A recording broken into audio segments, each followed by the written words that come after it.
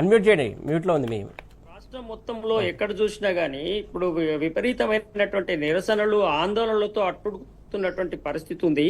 ఈ పరిస్థితిని కేవలము ఇప్పుడు ఉన్నటువంటి ముఖ్యమంత్రి గారు తీసుకునేటువంటి నిర్ణయాల్లో దాదాపు 80% కారణం అదే. అంటే స్వయంగా వాళ్ళు ప్రకటించని విషయాలు ముందుకు తీసుకొచ్చడం. ఇప్పుడు ఖమ్మం ఇష్యూ కావచ్చు, మూసీ విషయం అయితే ఇప్పుడు ఏ మీడియాలో ఎక్కడ ఎవరు మాట్లాడుకున్నా అది తప్ప వేరే అంశం మాట్లాడతలేదు. ఎందుకంటే ప్రజలు చాలా చాలా ఆహాకారాలు చేస్తున్నటువంటి పరిస్థితి, వాళ్ళ సిచ్యువేషన్ చూసి ప్రతి వాళ్ళు కూడా బాధపడుతున్నటువంటి పరిస్థితి. వాళ్ళకి వచ్చింది రేపు ఇంకొకరికి వచ్చే అవకాశం ఉంటుంది కదా, ఇట్లయితే ఎట్లా.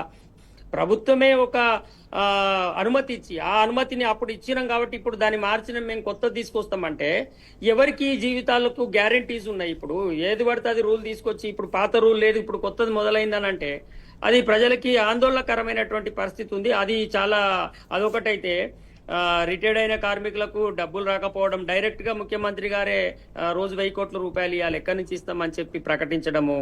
తర్వాత ఇప్పుడు డిఏలు పెండింగ్ లో ఉండడం, ఆర్టీసీకి సంబంధించి ఆర్టీసీని ప్రైవేటైజేషన్ చేసేటువంటి ప్రక్రియలో ఎలక్ట్రిక్ బస్సులన్నీ ప్రైవేట్ వాళ్ళకి ఇస్తున్నటువంటి నేపథ్యంలో ఆర్టీసీ వాళ్ళు సమ్మె ప్రకటించినటువంటి పరిస్థితి కనబడుతుంది.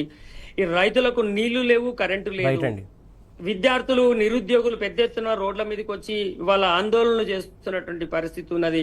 ఇట్లా 1-2 వర్గాలని కాదండి, అనేక వర్గాలు. గురుకులాల్లో అనేక మంది దాదాపు 122 మంది పిల్లలు చనిపోయినారని రిపోర్ట్స్ చెప్తున్నాయి.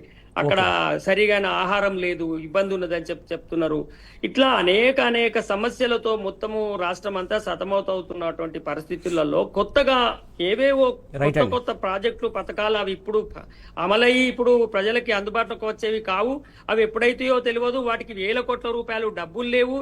ఇవన్నీ ముందడుగు తీసుకొచ్చి సజావుగా నడుస్తున్న రాష్ట్రాన్ని గందరగోళం గురి చేసే పరిస్థితి ఉంది. ఈ నేపథ్యంలో తప్పకుండా ప్రతిపక్ష పార్టీ ఈ అధికార పార్టీ తీసుకుంటున్నటువంటి ఇట్లాంటి నిర్ణయాలని తప్పకుండా అడ్డుకొని ప్రజల పక్షాన నిలబడాలి. ఒకవేళ ఈ ప్రభుత్వము తీసుకునే విధానాలు కరెక్ట్ అంటే నెక్స్ట్ అసెంబ్లీలో వాళ్ళు మేనిఫెస్టోలో పెట్టుకొని ప్రకటించుకొని విజయం సాధించి రేపు అమలు చేసుకుంటే కూడా ఎవరికి అభ్యంతరం ఉండదు.